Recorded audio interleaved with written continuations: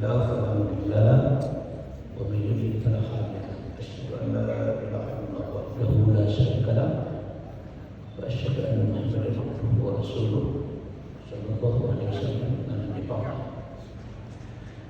وقال الله تعالى في كتابه الكريم أعوذ بالله من الشيطان الرجيم إن الذين آمنوا وعملوا الصالحات أولئك هم خير البرية. ثم قال رسول الله صلى الله عليه وسلم قال رسول الله صلى الله عليه وسلم خير الناس قرني ثم الذين يلونهم ثم الذين يلونهم. Allah Subhanahu wa taala berfirman, sesungguhnya orang-orang yang beriman dan mengerjakan amal soleh, mereka itulah sebaik-baik makhluk. Surah Al-Bayyinah, surat yang ke-98 ayat 7. Dan Rasulullah sallallahu alaihi wasallam bersabda, sebaik-baik manusia adalah generasiku, kemudian generasi setelah mereka, kemudian generasi setelah mereka. Generasiku, kata Rasulullah, yaitu dari sahabat yang bertemu dengan Rasulullah. Kemudian generasi setelah mereka, generasi at-tabi'un, yaitu mereka yang bertemu dengan sahabat tapi tidak bertemu dengan Rasulullah. Kemudian generasi setelah mereka, generasi tabi'in, yaitu orang yang bertemu dengan tabi'in atau tabi'un, tapi mereka tidak bertemu dengan sahabat dan Rasulullah. Yang maksudnya dimiliki Allah, pada kesempatan yang pendek ini kita memanfaatkan waktu kita beberapa menit ke depan, yaitu metode Al-Quran membentuk khairul bariyah menuju khairul ummah. Jamaah sekalian dimiliki Allah, Al-Quran yang diturunkan oleh Allah, yang digembleng oleh Rasulullah sebanyak 40 orang di Mekah untuk persiapan menuju Madinah. Oleh sebab itu, Al-Quran yang diturunkan oleh Allah SWT memiliki dua metodologi. Ada namanya metodologi manhajul fikri, yaitu metode berpikir yang diridhoi oleh Allah. Yang kedua adalah manhajul hayah, yaitu sebagai pedoman hidup. Kedua metode ini untuk menuju sa'adatud darain, yaitu dua kampung kebahagiaan dunia dan akhirat. Itulah doa yang selalu kita baca. Wa minhum man yaqulu rabbana atina fid dunya hasanah wa fil akhirati hasanah wa qina adzabannar. Surah Baqarah. Di antara mereka ada yang selalu berdoa kepada Allah, ya Tuhan kami, anugerahkan kepada kami kebahagiaan hidup di dunia dan anugerahkan kepada kami kebahagiaan hidup di akhirat, dan jauhkanlah kami dari siksa neraka. Dari mana dimulai untuk mendapatkan dua kampung kebahagiaan sa'adatud darain ini? Inilah yang diajarkan oleh Rasulullah SAW. Ibu bapak yang masuk dengan Allah, yang penting lagi dari dua manhaj ini, metodologi berpikir ini, Rasulullah telah mewanti-wanti. Kata Rasulullah melalui ayatnya, wa ma yantiqu 'anil hawa in huwa illa wahyun yuha. Tidaklah apa yang disampaikan ini menurut hawa nafsu, akan tetapi adalah apa yang diwahyukan oleh Allah kepada. Banyak lagi ayat-ayat lain yang menjelaskan kepada kita bahwa Al-Quran yang disampaikan oleh Rasulullah bukan menurut pemikirannya, tetapi apa yang diwahyukan Allah. Dapat juga kita tengok nanti dalam surah Al-Haqq Al-Haqqah, surat yang ke-69, di antaranya mulai dari ayat 43 sampai 47. Tanzilun min Rabbil Alamin. Al-Quran ini diturunkan oleh Tuhan semesta alam. Walau taqawwala alaina ba'd al-aqawil, sekiranya Muhammad mengada-adakan sebagai perkataan atas nama kami, artinya ayat yang diturunkannya itu dikatakan dari Muhammad, la aqadna minhum bil yamin, niscaya benar-benar kami pegang dia dengan tangan kanannya, summa laqatna minhul watin, kemudian benar-benar kami potong urat nadi jantungnya. Fama minkum min ahadin anhu hajizin, maka sekali-kali tidak seorang pun dari kamu yang dapat menghalangi dari pemotongan urat nadi itu. Tengok nanti surah Al-Haqqah, surah yang ke-69 ayat 43 sampai ayat 47. Bahkan di surah Al-Baqarah juga, wa in kuntum fi raibin mimma nazzalna 'ala abdina fa'tu bi suratin min mithlihi wa da'u syuhada'akum min dunillah in kuntum shadiqin. Sekiranya engkau masih ragu juga terhadap apa yang kami turunkan kepada hamba kami Al-Quran, buatlah semisal surat, berhimpunlah semua pakar untuk membuat satu misal surat saya. Fa in lam taf'alu, sungguh kamu tidak akan sanggup. Lalu itu memberi isyarat sampai hari kiamat kamu tidak akan sanggup membuat satu misal surat. Berhubung ada munasabah antara ayat pertama, ayat kedua, ayat ketiga, ayat 3 ke 4, sungguh kamu tidak akan sanggup. Oleh sebab itu, yang sungguh yang dimiliki Allah, rugilah kita sebagai seorang muslim tidak menyempatkan waktu dan menyisihkan waktu kita untuk menuntut akal kita. Apa yang disampaikan oleh Rasulullah SAW kepada para sahabat yang 40 orang yang digabung di Mekah, kama arsalna fikum rasulan minkum, sebagaimana kami telah menyempurnakan nikmatmu kepadamu. Apa yang disampaikan Rasulullah? Pertama, yatslu alaikum ayatina, yaitu dibacakanlah ayat-ayat Allah Subhanahu wa taala, mulai dari turun pertama sampai terakhir selama 23 tahun lebih kurang. Rasulullah menggembleng akidah, Rasulullah menggembleng tauhid, Rasulullah menggembleng ibadah, barulah hijrah ke Madinah. Sehingga kemudian wayuzakkikum, menyucikanmu lahir dan batin, wa yu'allimukumul kitab, mengajarkan Alkitab, dan masuk kepada Allah. Karena satu huruf dari masing-masing Al-Quran itu memiliki makna. Seperti yang pernah disampaikan, ayat yang selalu kita baca, Bismillahirrahmanirrahim. Rasulullah SAW bersabda, kullu amrin dibarin la yubda'u bihi Bismillahirrahmanirrahim fahuwa aqta'u fahuwa abtar. Setiap sesuatu pekerjaan yang baik tapi tidak kita awali dengan Bismillahirrahmanirrahim, menyandarkan diri kepada Allah, maka perbuatan yang baik yang kita lakukan itu terputus nilainya di sisi Allah. Harus dilandas dengan niat kepada Allah. Al-umuru bimaqasidha, segala sesuatu urusan itu harus ada tujuannya, yaitu kepada Allah dan Rasul. Ternyata lafaz dari lafaz, huruf dari huruf Bismillah itu ada yang memaknakan ahli balaghah, ahli mantik. Putih sebelum titik itu, seperti yang pernah disampaikan, kita ulang kembali, jemaah sekalian dengan Allah, itu berikan syarat alif qiyamu, berdiri sendiri. Innani anallahu la ilaha illa ana fa'budni wa aqimis sholata li dzikri. Sesungguhnya aku adalah Tuhan, tidak ada Tuhan melainkan aku. Sembahlah aku, dirikanlah sholat untuk mengaku. Baru titik. Titik itu namanya nuktah.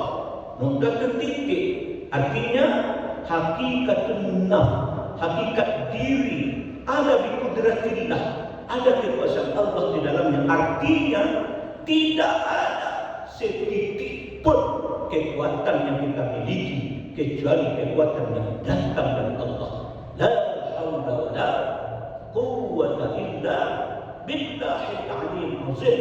Tidak ada daya kita, tidak ada kekuatan kita, tidak ada daya dan kekuatan kecuali daya dan kekuatan yang datang dari Allah. Itulah hakikatul nafs. Tak bisa kita bicara kalau tidak diberi oleh Allah kalam. Tidak bisa kita melihat kalau tidak diberi oleh Allah basir. Tidak bisa kita mendengar kalau tidak diberi oleh Allah sami' dan seterusnya. Basir, berjalanlah dengan sirullah. Ada rahasia Allah. Ketika kita melihat ada kebesaran dan keagungan Allah. Takzim kita dengan ciptaannya. Ketika berjalan ada yang kita dengar. Allazina yastami'una al-qawla fayattabi'una ahsanah. Orang-orang beriman itu mereka mendengarkan perkataan. Banyak hal ini perkataan melalui handphone, perkataan hoax. Akan tetapi mereka yang mereka ikuti adalah yang ahsanahnya, yang datang dari agama Al-Quran dan Sunnah Rasul. Barulah disambut dengan mim. Allah akan berikan kepada orang yang telah melandasi kehidupannya dengan mim, mulkullah. Ada kekuasaan yang diberikan oleh Allah kepada dirinya, setidaknya mampu menguasai dirinya. Itulah wa yuzakkikum, yang mampu membersihkan dirinya. Jamaah subuh yang dimana Allah, baru nanti Allah adalah lafzul jalalah. Dia tidak jamak. Tak ada yang menyerupai kalimat-kalimat dan lafaz Allah dengan yang lain. Dia berdiri sendiri. Itu yang disebut dengan lafzul jalalah. Allah pencipta langit, Allah yang disembah, Allah yang mengatur. Itu yang disebut dengan tauhid rububiyah, tauhid uluhiyah, tauhid asma wa sifat. Kemudian baru Ar-Rahman, pengasihnya Allah. Ar-Rahman yang Maha Pengasih seluruh makhluk, yang kalau mulai dari langit sampai ke bumi, yang tampak maupun yang tidak tampak. Lalu ada Ar-Rahim. Ar-Rahim diberikan hanya khusus kepada orang yang beriman dan orang yang melakukan amalan soleh. Kemudian wal hikmah, diberikan hikmah. Itulah hikmah, itulah kebijaksanaan, itulah rahasia Allah. Kemudian wa yu'allimukum ma lam takunu ta'lamun. Ini yang hebat sekali, yaitu mengajarkan kepada kamu apa yang belum kamu ketahui. Dari mana kita mulai jemaah subhanallah? Banyak orang-orang alim mengatakan mulailah dari diri sendiri. Taghyirul kharijiyyu yabda'u bitaghyirid dakhili. Melakukan perubahan lahir itu harus dimulai dari perubahan batin. Atau Islam zahiri yabda'u bi islahid dakhili batini. Perubahan atau perbaikan keadaan lahir dimulai dengan perbaikan keadaan batin. Dari mana pula dimulai keadaan batin? Itulah dari niat kepada Allah, dari memunajatkan kepada Allah itulah qalbu. Jamaah subuh dengan Allah perlu juga kita sampaikan bahwa rongga yang diberikan oleh Allah kepada kita ini kita ulang 3 rongga. Rongga kepala ada akal, rongga dada ada qalbu, rongga perut ada nafsu. Ternyata masing-masing rongga itu, di rongga kepala ada akal bertingkat-tingkat, di qalbu ada bertingkat-tingkat, di nafsu juga bertingkat-tingkat. Di akal ada akal bayulani, ada akal bil malakah, ada akal bil fiqhi, ada akal mustafad. Tentu tidak sempat disampaikan pada kesempatan pendek ini. Pada qalbu begitu juga, ada qalbun salim, ada qalbun marid, ada qalbun mayyit. Di nafsu begitu juga, ada nafsu mutmainnah, ada nafsu lawwamah, pencela, ada nafsu ammarah yang selalu mendorong kepada kejahatan. Maka untuk memulai daripada 3 rongga itu, mulailah dari qalbu. Jamaah semuanya oleh Allah, ketika Rasulullah telah menyampaikan pesan-pesan mulai dari membacakan ayat-ayat Al-Quran tadi. Pertama dibacakan ayat Allah, kemudian disucikan jiwa, kemudian dibacakan lagi kitab, kemudian dapat hikmah, kemudian diajarkan lagi sesuatu yang tidak diketahui, sehingga terbentuklah 40 orang itu, kemudian hijrah ke Madinah. Maka bergabunglah kaum Ansor sebanyak 12.000 orang. 12.000 orang yang dari 40 orang ini mengajak akidah tauhid dan ibadah kepada kaum Ansor menjadilah direkrut mencapai 12.000. Dari 12.000 ini terus dikembangkan sehingga ketika Rasulullah SAW khutbatul wada, khutbah terakhir menjelang kematiannya, maka sudah berhimpunlah kaum Ansor sebanyak 130.000 sahabat. 130.000 sahabat inilah yang melahirkan 111 ulama besar yang disebut dengan ulama kibar. Dari 111 ini lahir pula yaitu pengusaha besar seperti Utsman bin Affan radhiyallahu anhu, Zubair bin Awam, Abdurrahman bin Auf. Banyak kisah-kisah mereka ini dalam kehidupan Yahudi dan Nasrani serta kaum muslim, seperti sumur tua ya, ketika sulitnya mendapatkan air untuk sebagai konsumsi harian, tetapi Yahudi ini setiap orang yang mengambil air harus membayar dan membayar. Tetapi Abdurrahman bin Auf menawarkan untuk membeli sumur itu. Maka Abdurrahman bin Auf, berapa engkau jual? Aku akan beli. Ternyata dibuatlah harga setinggi-tingginya, tapi Abdurrahman bin Auf membayar. Sesudah dibayar keesokan harinya, setiap muslim boleh mengambil air sumur tanpa dibayar sama sekali, gratis. Inilah jamaah subuh yang dimuliakan Allah, dan melahirkan 35 panglima perang yang berkualitas sampai dapat menaklukkan Persia dan Romawi. Apa yang dilakukan sahabat? Inilah, tengok nanti dalam surat Al-Baqarah ayat 151. Sejalan dengan doa Nabi Ibrahim, surah Al-Baqarah ayat 129 itu. Jamaah subhanallah, saya juga akan sampaikan cerita ringan. Dari mana kita mulai satu perubahan? Seorang tukang kayu, dia menebang kayu yang sangat rajin. Lalu hari pertama ia berhasil menebang 20 batang pohon dengan manual, bukan dengan sinso. Lalu hari berikutnya dia bekerja keras lagi, tetapi hanya mendapatkan 15 batang. Dan hari berikutnya dia bekerja lagi, tetapi hasilnya hanya tinggal 10 batang saja. Lalu ia bingung dan mengadu kepada majikannya, wahai majikanku, kenapa saya bingung, kenapa hasil tebangan kayu ini menurun? Lalu apa kata majikannya? Kapan terakhir kali kamu mengasah kapakmu? Maka kata pekerja tadi, saya tidak sempat mengasahnya karena terlalu sibuk dengan menebang yang lain. Majikan tersenyum, kemudian bukan tenagamu yang kurang, tetapi kapakmu yang tumbuh. Ini satu cerita. Jadi apa makna kapak di sini? Ketika kita ingin melakukan perubahan, tajamkanlah mata hati kita, tuntunlah akal kita, hidupkanlah iman kita, perbaharilah niat kita. Cerita kedua atau kisah kedua, cermin yang berdebu. Seorang murid mengeluh kepada gurunya, mengapa saya sulit merasakan manisnya ibadah? Gurunya mengambil sebuah cermin yang penuh debu. Lalu dihadapkanlah kepada muridnya. Apa yang engkau lihat? Tanya sang guru. Bayangan saya tidak terlihat jelas. Guru itu lalu membersihkan cermin tersebut hingga berkilau. Kemudian, sekarang bagaimana ketika kamu lihat wajahmu? Maka sang murid menjawab, bayangan saya terlihat jelas. Guru berkata, hati manusia seperti cermin. Dosa dan maksiat adalah debunya, taubat, zikir dan istighfar dan berkomunikasi dan berinteraksi dengan Al-Quran adalah obatnya.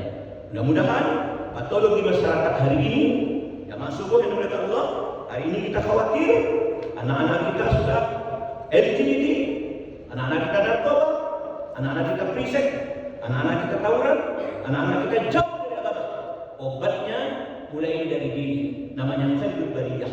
Innal ladzina amanu wa amilus shalihat ulaika hum khairul bariyah. Sesungguhnya mereka beriman, beramal soleh, itulah sebaik-baik makhluk. Lalu kita tingkatkan dengan apa khairul bariyah untuk mendapatkan kepribadian baik. Al-Quran. Asah qalbu dengan iman, kukuhkan dengan ibadah. Kemudian kita tingkatkan melalui khairul uswah, keluarga yang baik. Kalau sekiranya keluarga mau mengamalkan agama, insya Allah terjauh kita dari LGBT. Itu tanggung jawab kita. Terjauh dari narkoba, terjauh dari riset, terjauh dari taulan, terjauh dari agama. Kemudian nanti khairul jamaah, kelompok-kelompok inilah seperti ini.